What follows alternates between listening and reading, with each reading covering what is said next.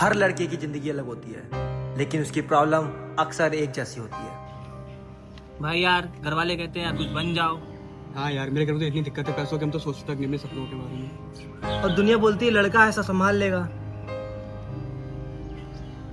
किसी को जॉब नहीं मिल रही, कोई पढ़ाई और जिम्मेदारियों के बीच में फंसा हुआ है, और कोई बस इतना चाहता है कि उसके माँ बाप उस पर गर्व करें।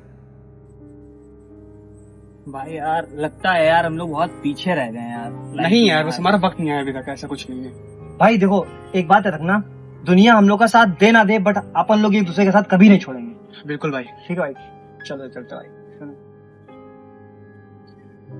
हर लड़का रोता है, बस हर बार आंसू दिखते नहीं। हर लड़का थकता है पर रुकता नहीं।